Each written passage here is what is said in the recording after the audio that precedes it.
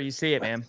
Man, so I'll keep it short and sweet, man. I'm a solutions type of guy. This season is what it is. We're playing freshmen. We've established that this is a quote unquote rebuilding year.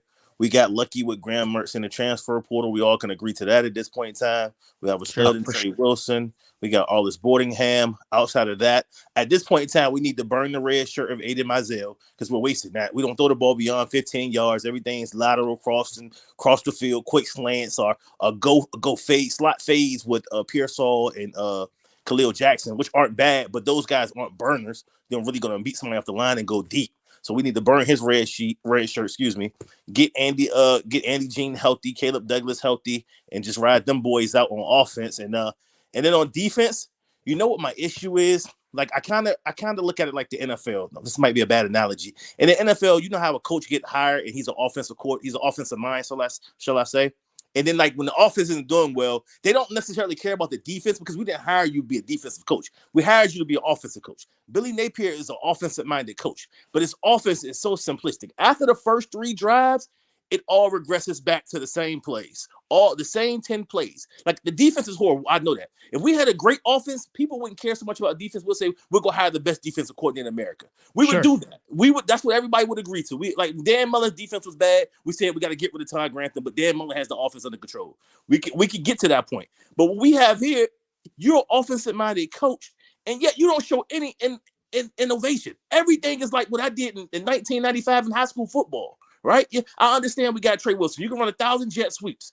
Why is it he's as fast as the player on our team, probably? Why isn't he running a post route, a double move, anything beyond 15 yards? Everybody's going to squat on anything 10 yards and under with him because all you running in them is on drags. So my solutions, these are solutions. Defensive coordinator, I don't care what we do. We young. We're probably going to continue to be young next year. We may be horrible on defense. But if Graham Mertz come back, we keep ETN, we keep the weapons plus the weapons that we're going to get. Maybe we may get a weapon in the transfer portal. We have to hire a legit, modernized OC. Maybe the dude at Colorado that Dion relegated to the backup, Sean Lewis. Yeah. I watched some of their games. He had some creativity. Like, it wasn't his fault that the offensive line was horrible. It was just his fault. And to solve out my next biggest thing, offensive line, we got to go get a Gator great. Go get Phil Twartwine from Penn State and throw him the bag because he put offensive linemen in the draft every year. They got the number 1 offensive tackle on the board right now. I don't want to butcher his name, but he's a guy. He's a Gator great. All SEC, won a national championship here. I don't care what you got to pay him. If it's $3 to $5 million, you take some out your pocket, Billy. You go get him. He can recruit them Northeast American football. Offensive linemen to come down here because Florida doesn't produce always great offensive linemen. But go get him. Get Sean Lewis. And then on defense, we can suck. If we're putting up 50 points, people are going to be happy, but you're losing. I remember the year Urban Meyer, Tebow's sophomore year, he won the Heisman. Defense was atrocious.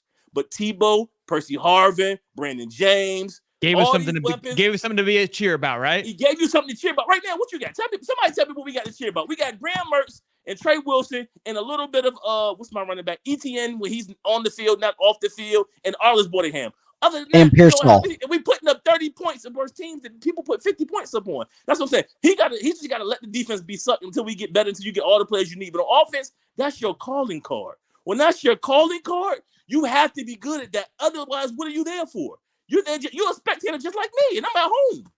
Terrell, you might have just won Caller of the Year, man. I think you nailed it on the head. That's my issue in NFL. Like, you get these coaches, and if they can't coach offense and your quarterback sucks, you fire them in 2 years. There's no need. Well, if you can't coach it, we don't need you to be a defensive coach. We need you to be an offensive coach. He was an offensive-minded coach. Now, his offense may not have been great, but don't table yourself as an offensive coach. Say I'm a head coach, I'm an overseer, I'm going to be a CEO. He's an offensive-minded coach. We got to get Phil Twartwine, get Sean Lewis, or whoever these offensive minds are here to bring some creativity. Billy can implement his run schemes a little bit, but you know what Billy can do? He can script the first 2 drives because his first 2 drives are amazing. After that, don't call no plays the rest of the game. Unless it's a major play and you got to get the approval to go for it on 4th and down, don't touch the play call sheet. You just sit back and talk to the defense and say, how can we get better? Keep everybody energized. Be a coach clapper. Just clap everybody up. Be like Dabo Swinney when they was winning the national championship. Because Dabo didn't do no play calling. He ain't do nothing but just clap. That's what he needs to be at this point in time. Because other than that, because now Dabo got the coach and Dabo's getting and it's showing that he ain't got that talent of that coaching staff on his team. And then what's my guy? Well, who's the coach for Billy Napier? He's no motivator. Everybody's look flat. After them first 15 plays, that's all he's good for. I'm just being honest. Terrell, I'm gonna knock you a half point because in the Midwest, when you were talking about those offensive linemen and why they're so big, we call them corn fed out here.